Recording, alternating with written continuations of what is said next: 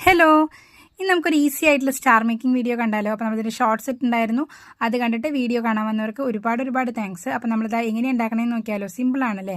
അപ്പോൾ ഇതാ ഞാൻ എടുത്തിരിക്കുന്നത് കുറച്ച് കട്ടിയുള്ള പേപ്പറാണ്. ഒരു ബുക്ക്ലെറ്റിൻ്റെ ലീഫ് ഇത് അതുപോലെ മാറ്റിയെടുത്തിട്ടുണ്ട്. ഓരോ ഹാഫ് പേജ് ആക്കി മാറ്റിയെടുത്തു. കറക്റ്റ് ഒരു സ്ക്വയർ ഷേപ്പൊക്കെ ആയതുകൊണ്ട് എനിക്ക് ഈസി ആയിട്ടുള്ളൊരു പണിയായിരുന്നു. പിന്നെ കട്ട് ചെയ്യേണ്ട ആവശ്യമൊന്നും വന്നിട്ടില്ല കേട്ടോ. അല്ലെങ്കിൽ നമ്മളിത് അതുപോലെ ഒന്ന് സ്ക്വയർ ഷേപ്പിലൊക്കെ കട്ട് ചെയ്തെടുക്കുകയായിരിക്കും കുറച്ചും കൂടി നല്ലത്. അപ്പോൾ ഇത് കനം കുറഞ്ഞ പേപ്പർ വെച്ചിട്ട് ചെയ്തെടുക്കാം. അപ്പോൾ കുറച്ചും കൂടി ഈസി ആയിരിക്കും ഒട്ടിക്കാനും അതുപോലെ തന്നെ ഇതൊക്കെ അങ്ങനെ ഒന്ന് ഹാൻഡിൽ ചെയ്യാനൊക്കെ ആയിട്ട്.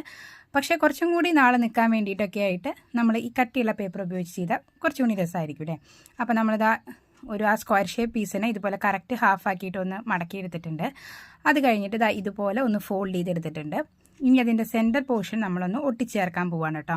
അപ്പോൾ കറക്റ്റ് ഗ്ലൂ ഒക്കെ വെച്ചിട്ട് നമ്മളൊന്ന് ഒട്ടിച്ചെടുത്തിട്ടുണ്ട്. ഇതേപോലെ ഒരു ഷേപ്പ് കിട്ടും ഓരോ ലീഫും നമ്മൾ മടക്കിയെടുക്കുമ്പോൾ കേട്ടോ.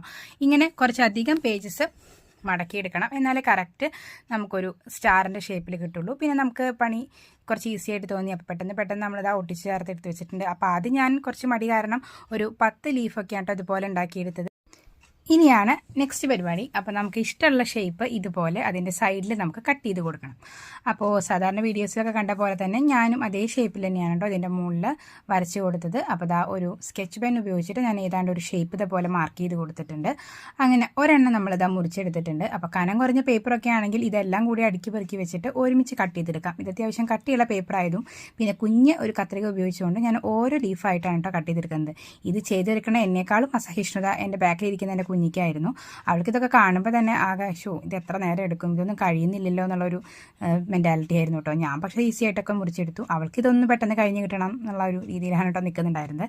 അപ്പം അതങ്ങനെ മുറിച്ചെടുത്ത് ഓരോ ഷേപ്പിലൊക്കെ മുറിച്ചെടുത്തു. അപ്പം ഞാൻ മുറിച്ചെടുക്കുന്നതിൻ്റെ ബാക്കി കഷ്ണങ്ങൾ തപ്പിയെടുക്കാനുള്ള ഒരുക്കത്തിലായിരുന്നു കേട്ടോ ലക്ഷ്മിക്കുട്ടി. അപ്പോൾ അവളങ്ങനെ അവളുടെ വഴിക്ക് പോയി. പിന്നെ ഈ ഓരോ മടക്കി വെച്ചിരിക്കുന്ന പേജസും നമ്മളത് അതേ ഷേപ്പിൽ വരച്ചെടുത്തിട്ട് മുറിച്ചെടുക്കാനാണ് ചെയ്തത്. അപ്പോൾ ഉമ്മർത്തിരുന്ന് ചെയ്തതുകൊണ്ട് നല്ല കാറ്റുകൊണ്ട് വെടിച്ചുകൊണ്ട് അപ്പോൾ നമുക്ക് ഈസി ആയിട്ട് ചെയ്യാനായിട്ട് പറ്റും. അപ്പോൾ അവരും ബാക്കിൽ അവിടെ ഇരുന്ന് കളിക്കുന്നുണ്ടായിരിക്കും, നമുക്ക് അവരെ ശ്രദ്ധിക്കുകയും ചെയ്യാം. അപ്പോൾ ഇതുപോലെ മുറിച്ചെടുത്തിട്ട് കിട്ടിയിട്ടുണ്ട് കേട്ടോ. നല്ല ഭംഗിയുണ്ടല്ലോ കാണാൻ. ഇനി ഇതുപോലെ നമ്മൾ ഓരോന്നിൻ്റെയും സെൻറ്റർ പോർഷനിൽ ഇതുപോലെ ഗ്ലൂ ഒട്ടിക്കുകയാണ് കേട്ടോ ചെയ്യുന്നത്. അങ്ങനെ ഓരോന്ന് ഗ്ലൂ ഒട്ടിച്ചിട്ട് ആ പോർഷനിൽ നമ്മൾ അടുത്ത അതുപോലത്തെ സ്ക്വയർ ഷേപ്പ് ഫിക്സ് ചെയ്ത് കൊടുക്കും. അങ്ങനെ അതിൻ്റെ മുകളിൽ വീണ്ടും പശ വയ്ക്കും, പിന്നെ അടുത്ത ലീഫ് ഒട്ടിക്കും. അങ്ങനെയാണ് കേട്ടോ അറേഞ്ച്മെൻറ്റ് ചെയ്തെടുക്കേണ്ടത്. അപ്പോൾ അങ്ങനെ നമ്മളിപ്പോൾ ഞാൻ ഉണ്ടാക്കി വെച്ചിരുന്നൊരു 10 എണ്ണമായിരുന്നു, അതെല്ലാം ഇതിൻ്റെ മുകളിൽ ഒട്ടിച്ച് ചേർത്തു.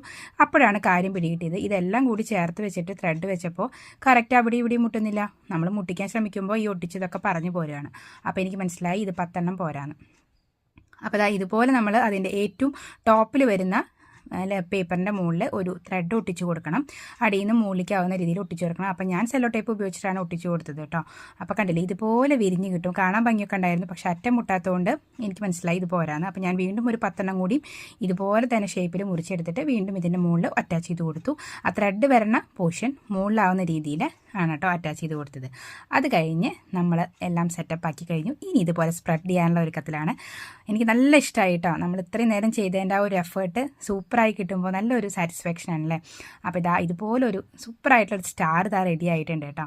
ഇതുപോലെ നമുക്ക് ന്യൂസ് പേപ്പർ ഉപയോഗിച്ചിട്ടോ A4 ഷീറ്റ് ഉപയോഗിച്ചിട്ടോ ഒക്കെ ചെയ്തെടുക്കാൻ പറ്റും കേട്ടോ. ഞാൻ കുറച്ച് കനുള്ള പല കളറിലുള്ള ഒരു പേപ്പർ വെച്ചതുകൊണ്ട് ഇതുപോലെ ലുക്ക് കിട്ടി.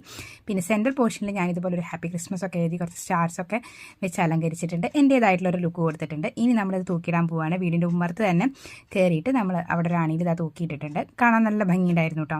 അപ്പോൾ കാറ്റിലൊക്കെ ആടുന്നുണ്ടായിരുന്നു.